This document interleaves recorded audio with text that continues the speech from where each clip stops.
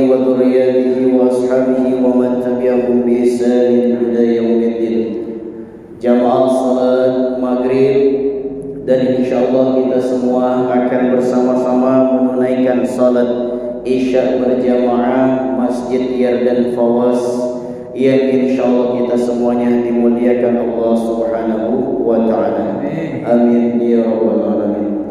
Jamaah yang dimuliakan Allah Subhanahu wa taala, semoga salat kita bentuk taubat kita kepada Allah. Semoga dengan salat ini Allah mensucikan setiap individu dari kita yang masih dalam keadaan belum merasakan sempurna mendekatkan diri kepada Allah, belum sempurna melakukan syariat, belum sempurna untuk memantapkan keimanannya. Semoga dengan salat yang semampu kita yang kita tunaikan menjadikan hati kita yang kotor semakin bersih, menjadikan diri kita yang belum sempurna keimanan menjadi Allah sempurnakan keimanan kita, dan di saat nanti Allah wafatkan kita, keinginan dan harapan serta doa kita Allah wafatkan dalam keadaan muttaqin di hadapan Allah Subhanahu wa taala. Amin ya rabbal alamin. Jamaah yang dimuliakan Allah Subhanahu wa taala, kemarin sudah pembahasan kita sampai ke i'tidal. Di i'tidal itu ada kalimat tasmi' namanya, atau bacaannya adalah sami'allahu liman hamidah. Sami'allahu liman hamidah ini dalam fikihnya disebutkan tasmi'. Kalau kita sedang salat berjamaah, apakah makmum itu membacakan sami'allahu liman hamidah, atau sebagaimana yang kita dengar, kita saksikan di Masjidil Haram, ada istilahnya tabligh atau mubalik. Mubalik itu adalah yang menyampaikan kedua kalinya apa yang diucapkan oleh imam. Kita kalau di Masjidil Haram sami'allahu liman hamidah, kata imam, ada kedengaran suara Rabbana walakal hamd.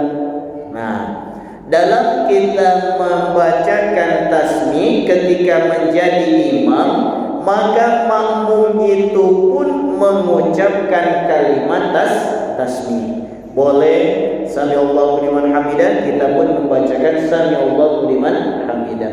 Bagaimanakah kalau kita sholat sendiri? Kalau sholat sendiri kalimat tasmi' itu pun harus jelas kita membacakan sami'allahu liman hamidah. Ada kalimat tasmi', ada kalimat takbir intiqal. Takbir intiqal itu ketika selesai kita membaca surah, maka kita membaca Allahu Akbar, atau yang menjadikan tanda kita akan melakukan gerakan selanjutnya. Maka istilahnya adalah takbir intiqal. Bagaimanakah takbir intiqal? Apakah kalau sholat berjamaah cukup imam yang mengucapkan, terus makmum tidak lagi mengucapkan takbir intiqal? Kata Imam Syafi'i, tasmi' ataupun takbir intiqal, baik ia salat berjamaah, baik ia seorang imam, baik ia seorang makmum, ataupun dia salat sendiri, menjadi sunnah hayat baginya untuk mengucapkan. Jadi kalau kita sami'allahu liman hamidah, kita membaca sami'allahu liman hamidah Rabbana walakal hamd, itu yang paling pendek. Salat Nabi, ketika salat itu Nabi selesai salat assalamualaikum warahmatullahi, berkata Nabi, tadi ketika salat siapa yang membacakan doa sami'allahu liman hamidah Rabbana walakal hamdu hamdan katsiran thayyiban mubarakan fi. Sedangkan Nabi tidak mengajarkan doa ini. Salah satu sahabat membacakan sami'allahu liman hamidah. Nabi dalam sebuah riwayat Imam Muslim, Rabbana walakal hamd, atau yang panjang lagi, Rabbana walakal hamdu mil'us samawati wa mil'ul ardi wa mil'u ma kita min syai'im ba'du. Ketika itu ini yang dibacakan oleh Nabi. Selesai sholat, Nabi berkata, ketika kita tadi saya membacakan tasmi' sami Allahu liman hamidah, ada di antara kalian yang membaca Rabbana walakal hamdu hamdan katsiran thayyiban mubarakan fi. Ini hadis yang diriwayatkan oleh muttafaqun alaih, yaitu Imam Bukhari dan muridnya Imam Muslim. Ketika itu kata Nabi, ketika si fulan tadi membacakan, saya melihat 38 malaikat berebut mencatat kebaikan yang dibacakan oleh jamaah tadi, sahabatku tadi yang membacakan Rabbana walakal hamdu hamdan katsiran thayyiban mubarakan fi. Nah, berarti setiap lafaz yang kita bacakan, setiap bacaan zikir apapun yang kita bacakan, semua para malaikat itu akan mencatat dari apapun yang kita bacakan di dalam kita sholat. Itu doa tidak dibacakan Nabi, tapi dibacakan oleh sahabat, maka berebut 38 malaikat mencatat kebaikan itu. Bagaimanakah kalau kita membaca sebagaimana yang dibacakan oleh Nabi? Terus pertanyaannya, boleh apa kita membaca Rabbana walakal hamdu hamdan katsiran thayyiban mubarakan fi? Sepakat para ulama mengatakan boleh. Berarti bacaan-bacaan ini Rabbana walakal hamdu ada, Rabbana walakal hamdu mil'us samawati wa mil'ul ardi bisa, atau Rabbana walakal hamdu hamdan katsiran thayyiban mubarakan fi. Kalau hendak dipraktek Pak, monggo, tapi agak panjang sedikit Bu ya. Rabbana walakal hamdu hamdan katsiran thayyiban mubarakan fi. Nah, hamdan katsiran thayyiban mubarakan fi. Hamdan katsiran thayyiban mubarakan fi. Dan itu kata Nabi Muhammad, saya menyaksikan 38 malaikat berebut mencatat pahala kebaikan bagi si fulan tadi yang membacakan ketika dia membacakan doa setelah membacakan kalimat tasmiyah. Nah, ketika tasmiyah sami Allahu liman hamidah, kapan kita mengucapkan sami Allahu liman hamidah? Apakah ketika kita sudah berdiri, ataukah ancang-ancang kita akan berdiri selesai dari ruku, atau sama kita ketika ingin membaca takbir Allahu Akbar, takbir intikal ataupun takbiratul ihram? Kata Imam Nawawi, ketika itu diucapkan, mulailah itu, ketika itulah kita bergerak untuk melakukannya. Jadi sebagian pernah kita dengar ini Bu ya, imamnya turun dulu baru Allahu Akbar ketika di bawah. Ya kalau makmumnya biasa boleh, tapi kalau makmumnya tidak biasa, kapan aku ini? Akhirnya nanti sebelum imam mengucapkan Allahu Akbar, makmum sudah berancang-ancang untuk melakukan sujud seperti yang dilakukan oleh imam. Sedangkan makmum itu akan batal sholatnya ketika dia bersama-sama dengan imam, ketika dia mendahului imam, karena tidak boleh. Jadi bebarengan saja makruh, apalagi kita mendahului, maka mendahului imam batalatis sholat. Semua ulama 4 mazhab mengatakan ada gerakan dari seorang makmum yang mengutamakan lebih awal dia bergerak sebelum dilakukan oleh imam, maka sholatnya batal. Bagaimanakah dengan membaca surah Al-Fatihah? Waladhdallin kata imam. Yang lain mengikuti Imam Syafi'i, saya membacakannya setelah imam saya bacakan. Ada yang membacakan Bismillahirrahmanirrahim, selesai imam, dia langsung juga baca Bismillahirrahmanirrahim. Alhamdulillahirabbil alamin, dia baca juga Alhamdulillahirabbil alamin. Ar-Rahmanir-Rahim sampai selesai. Imam satu ayat, dia setelah imam dia satu ayat. Boleh apa tidak? Kata imam, cuma satu yang membolehkan, Imam Syafi'i. Kalau Imam Ahmad bin Hanbal, Imam Hanafi, Imam Malik, selesai imam maka baru kalian bacakan. Namun Imam Syafi'i membolehkan selesai satu ayat dibacakan oleh imam, kalian bacakan juga ayat itu. Mana yang lebih afdal? Dengerin imam dulu atau baru mengulangi satu-satu? Lebih pasnya kata Imam Syafi'i, selesai baru kita membacakan. Maka jamaah semua yang dimuliakan Allah Subhanahu wa taala, jadi takbir intiqal ini Allahu Akbar tadi, kita pun sebagai makmum ataupun kita sholat sendiri itu harus kita bacakan. Namun membacanya tidak terlalu kencang. Ya makruh kalau kita bacaan kita misalkan membaca kalimat subhana rabbiyal azimi wa bihamdi lebih kencang dari teman samping kita. Akhirnya teman samping ini tadi bingung, aku tadi baca 3 atau baru 1 aku baca, enggak 1 atau 2. Nah ini tidak boleh kita mengganggu, makruh hukumnya kalau ada tasbih kita ini mengganggu teman di samping kita. Cukup kita saja yang mendengar, namun tidak boleh dibacakan di dalam hati. Harus digerakkan kedua bibir kita, subhana rabbiyal azimi, walaupun tidak mengeluarkan suara,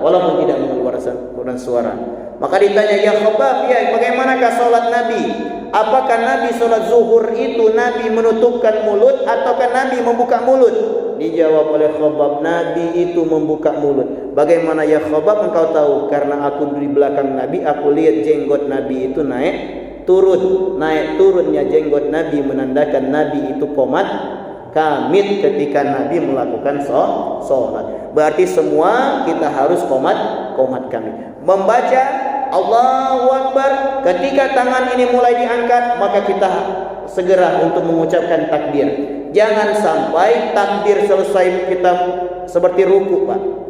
Ruku, ketika mau ruku kita mulai membacakan kalimat takbir. Allahu Akbar, Sami Allahu liman hamidah. Jangan sampai tegak dulu baru Sami Allah. Karena kata Imam Nawawi, ketika itu dibacakan, ketika itulah gerakan itu sudah mulai dilakukan. Nah, ketika kita Sami Allahu liman hamidah, Rabbana walakal hamdu, atau Rabbana walakal hamdu mil'us samawati wa mil'ul ardi. Setelah itu kita melakukan sujud. Nah, ketika i'tidal, tidak boleh i'tidal ini setengah-setengah. Tidak boleh kita membaca Sami Allahu liman hamidah sudah dibaca di tengah jalan. Lagi naik Sami Allah Rabbana walakal hamdu mil'us samawati, selesailah dia. Ketika tegak langsung dia sujud, tidak boleh. Kapan? Ketika sudah betul-betul i'tidal. I'tidal itu artinya lurus. Ketika memang sudah lurus, baru doa i'tidal itu baru dibacakan. Tidak boleh dalam keadaan setengah ataupun dalam keadaan belum sampai kita, maka baru kita membacakan. Dan ketika sampai selesai kita Rabbana walakal hamdu, atau yang panjang biasa kita pakai, jangan setelah selesai zikir itu langsung bergerak. Tenangkan dulu kata Imam Syafi'i, yaitu tumakninanya, tenang sejenak walaupun cuma 1 detik, walaupun cuma 2 detik ataupun 3 detik, baru kita turun. Ketika turun, apakah kaki dulu, apakah tangan dulu, apakah lutut dulu? Yang rajih turun lutut dulu. Ya, walaupun ada hadis satu dari Abu Hurairah yang mengatakan tangan dahulu. Namun dari penafsiran dari hadis Nabi itu, jangan kalian turun ketika ruku seperti unta turun. Tahu kita unta apa ya? Kalau unta itu kakinya di depan sudah kan, nancep kakinya di depan, baru yang belakangnya akan melipat turun dia. Nah, kata Nabi, jangan kalian turun ketika sujud itu seperti unta duduk. Kalau unta duduk kan dia tangan sudah di depan, nempel di tanah, nanti baru turun. Maka kita semuanya yang raji, yang paling kuat yaitu lutut dahulu. Nah, selesai dari lutut, mantap lutut ini, baru kita, kalau yang laki-laki harus berjarak antara paha, betis dan perut. Ini kata para ulama semuanya. Tapi kalau bagi ibu-ibu, lebih rapat lebih baik. Bagaimana rapatnya? Betis ibu rapat dengan paha, paha rapat dengan perut. Berarti sangat rapat, ya. Ketika rapat itu, kalau yang cowok ada longgar, di setiap longgar itu bisa berjalan anak kambing. Jadi tidak kita mepet ke bawah. Terus tangan tidak boleh seperti tangan, mohon maaf, tangan anjing lagi duduk, kata Nabi. Jadi ketika kita sujud, lengan ini tidak boleh nempel seperti anjing lagi duduk, tidak boleh, kata Nabi, seperti ini. Tapi diangkat. Yang ibu-ibu juga tidak boleh ini nempel ke tempat sujud, tidak boleh. Kalau kita lakukan mana Ustaz? Makruh. Ya, kalau kita lakukan makruh. Apa yang nempel? Lengan ini bukan telapak tangan. Kalau telapak tangan wajib untuk dinempel, ya. Jadi ketika sujud ada 7 anggota tubuh kita, yaitu kening 1, 2, 3, lutut 2, 5, ujung kaki 2, jadi 7.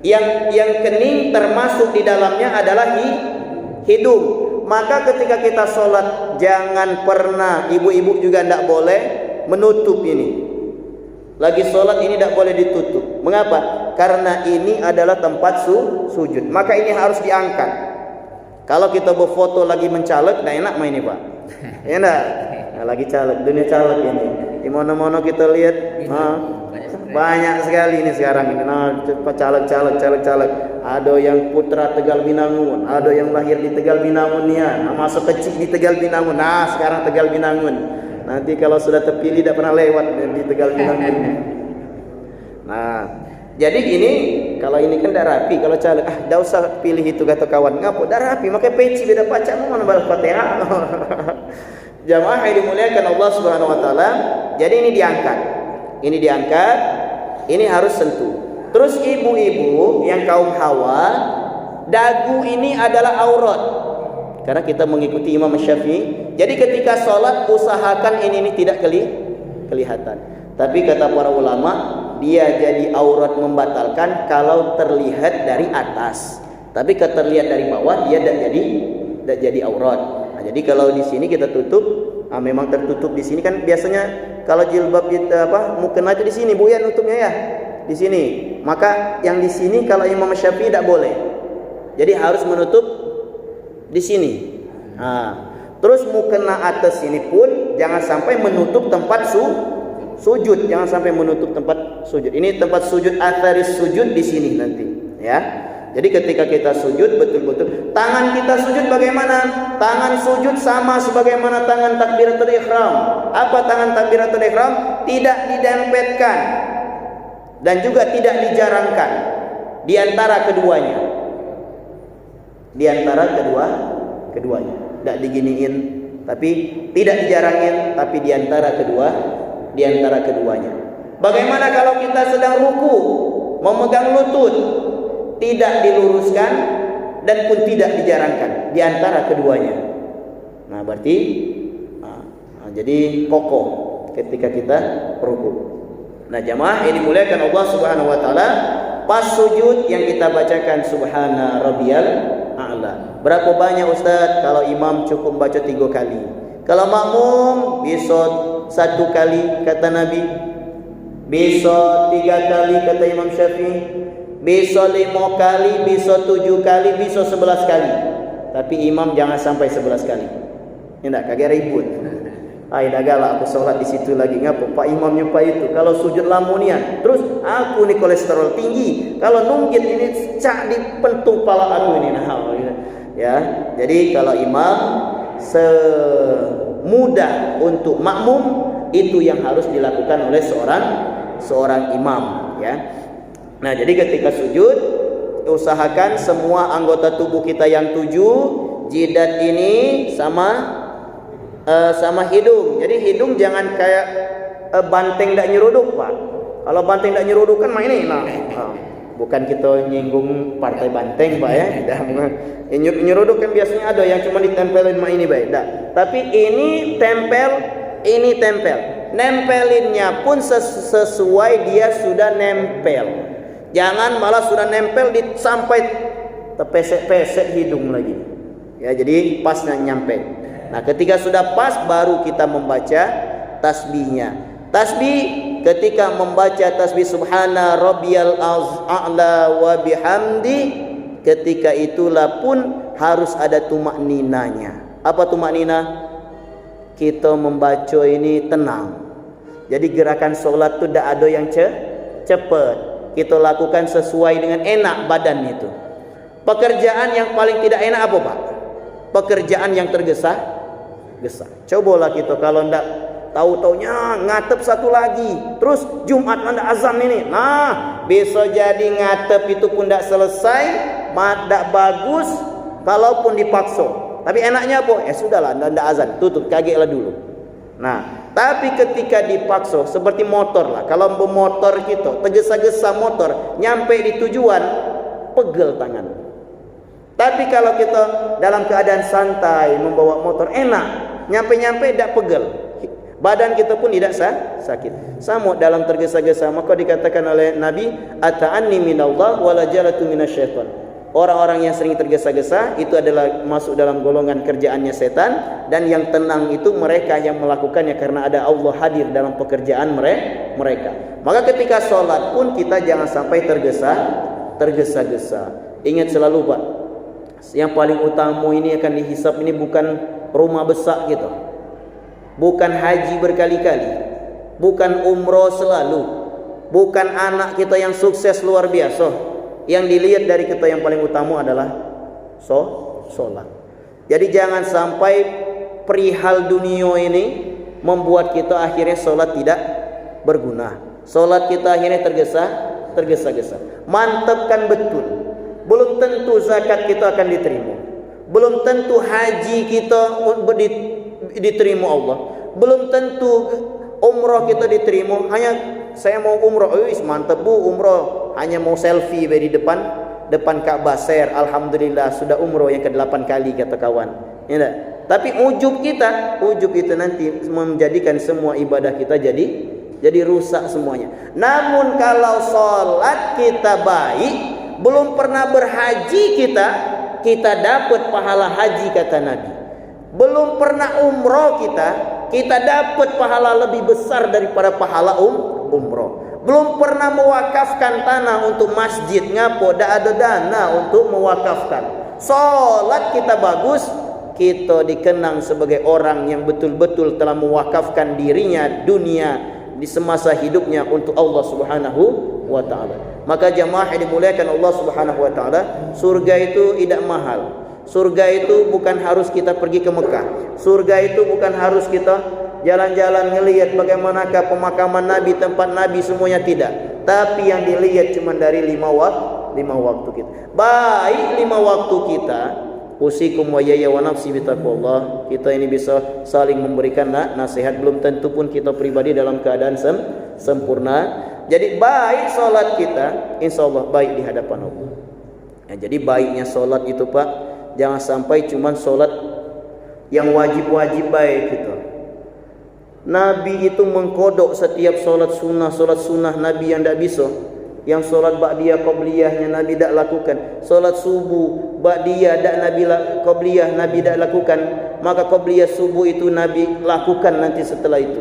Nah, berarti kan betul orang yang terpaut dengan hatinya dengan solat itu, maka bangun subuh pun dia bukan hanya untuk subuh dia lakukan, namun 2 rakaat tahajud dulu dia awali.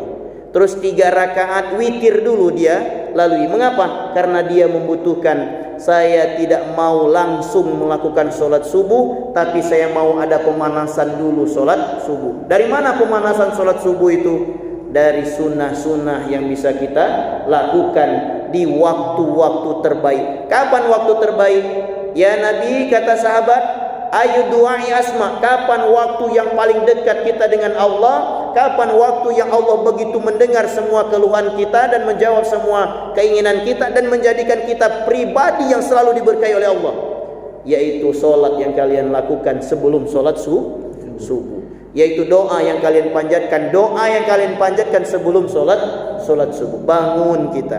Ya, usikum wa ya wa nafsi bitaqwallah. Kalau usia kita sudah 40 tahun ke atas, Pak, jangan lagi cuman bangun ketika dengar azan. Bangun subuh kita kalau bisa setengah jam sebelum azan. Kita tidak tahu dari 40 tahun ke atas ini di angka berapa habis pulsa ini. Di angka berapa baterai ini lowbat, betul-betul lowbat. Kalau lowbatnya 55% lama jangan, Pak. Sakit lama tandanya dah. Kalau bisa itu pas lowbat betul-betul kita sudah meninggal dunia. Kalau baca dak usahlah, dak antri-antri dulu ke rumah sakit dak apa. Ya ndak? Lagi sholat meninggal. Lagi ndak berangkat sudah mandi untuk subuh, mandi ndak berangkat meninggal. Itulah doa, Pak. Karena ada buku ditulis para ulama-ulama yang meninggal dunia dalam keadaan sujud. Ya Allah, kita kalau bisa, siapa yang betul-betul mengutamakan solat, menjadikan solat itu betul-betul dia pikirkan dari segala yang lainnya, kalau nanti siapa tahu kita dimuliakan dengan kita meninggal dunia dalam keadaan sujud. Tak sempat dokter dah ngasih lagi oksigen, dah ngasih apa, tembakan jantung apa segala itu. Ya udahlah, menghabiskan uang kita di dunia. Mungkin itu tidak kita dapatkan. Keinginan kita adalah meninggal dunia, baru tidur sudah sholat meninggal dunia. Nah, semoga tidak ada yang nyusahin, Pak. Ya, jamaah yang dimuliakan Allah Subhanahu Wa Taala. Maka ketika sujud, kaki dulu tadi kita ya, lutut dulu yang turun. Nah, pas ketika sujud, tak boleh ngangkat tumit. Tak boleh tumit, tak menyentuh. Ya, menyentuhnya tumit apa? Kaki. Apa jari kaki itu harus menyentuh dan tumit jangan diangkat-angkat. Atau lagi sujud tumit kakinya tak nempel, tak boleh. Ya, sering kita lihat anak-anak kan main-main dia waktu sujud. Sujud. Boleh kalau kawan yang sudah nyentuh dari belakang itu. Nah, ya aku mulai. Nah, jadi sujud betul-betul. Kapan waktu paling dekat kita dengan Allah? Ayu waktin aqrabun nas ila Rabb. Kapan waktu yang paling dekat seorang hamba dengan Tuhannya? Waktu yang paling dekat kita dengan Allah itu ketika kita sujud.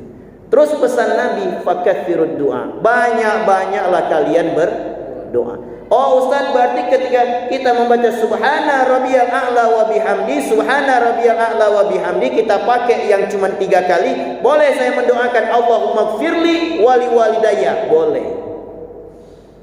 Teringat kita dengan orang tua. Ya enggak? Ketika kita sholat. Sujud, Allahumma gfirli wali walidayya. Boleh. Ya. Atau di sujud terakhir. Boleh. Apa kalau lama-lama solat ini takut lagi malah imam belah tegak ke atas, kita belum tegak-tegak. Ya enggak? Kata kawan sampai sujud terakhir orang tasahud, assalamualaikum belum tegak-tegak. Jangan ini. Jamaah yang dimuliakan Allah Subhanahu Wa Taala, berarti sujud adalah tempat kita paling dekat dengan Allah. Terus sujud itu kita meletakkan yang paling kita hormati di dunia ini adalah kepala. Ya, di dunia ini ada kepala masjid, ada kepala kelurahan, ada kepala kecamatan, ada kepala kabupaten, kota, kepala negara. Kepala semua orang pasti suka kalau menjadi kepala. Dikit orang tak jadi ekor, Pak. Ya enggak? Tak jadi ekor si anu. Tak, jangan. Kalau jadi ekor melok, kemana pala melok? Ya enggak? Melok. Anu tak jadi pala. Jadi pala. Makanya ketika kita semua yang kita muliakan adalah kepala. Ketika kepala itu sudah disujudkan, berarti kepala itu dengan ekor tidak ada bedanya. Kepala dengan kaki ini di hadapan Allah itu tidak ada bedanya. Yang kaya dan miskin di hadapan Allah tidak ada beda. Yang susah, yang lapang depan Allah tidak ada beda. Maka orang yang sholat, mereka yang betul-betul menyadari apa itu makna sujud, tidak ada lagi dia membedakan ke undangan sana. Tidak usah lah, paling-paling makan iwa asin situ. Yang sana baik. Tak. Tapi yang dia ambil apa? Kaidah Nabi. Undangan yang pertama siapa? Si A. Di mana? Situ. Situ dulu baru ke sana. Mengapa? Dia tidak lagi membedakan manusia. Karena apa? Karena dia sudah terbentuk dari pribadi solat. As-salatu tanha 'anil fahsya'i wal munkar. Salat itu mencegah kita dari mengecewakan orang. Salat itu mencegahkan kita menyakiti orang. Salat itu mencegah kita jadi orang egois. Salat itu tidak boleh Pak lagi sujud tahu-taunya kita mendengar itu. Kawan dari belakang tidak sujud, ayah kata kawan mak mano ini. Rakaat kedua kawan samping duluan. Nah, tapi kita harus kawan samping tidak sujud baik. Memang betul sunnahnya dibuka betul. Tapi ketika kita melihat kawan samping ini mau sujud juga, maka itu kita turunkan. Itulah hal adab terbaik kita dalam melakukan sholat berjamaah. Jadi ketika kita ini buka ada tutup sedikit, kawan tak. Pas disengaja inian, jangan. Nah, jamaah yang dimuliakan Allah Subhanahu Wa Taala, ini baru dari i'tidal ke sujud, berdetik sudah. Nah, semoga kita bisa lanjutkan di pertemuan yang akan datang. Belum setiap mau termin buka termin waktulah habis Pak. Jadi kalau ada kakek-kakek pertanyaan, kakek kita kumpulin pertanyaan. Terima kasih atas perhatian. Mohon maaf atas silap salah dan khilaf. Wassalamualaikum warahmatullahi wabarakatuh. Waalaikumsalam.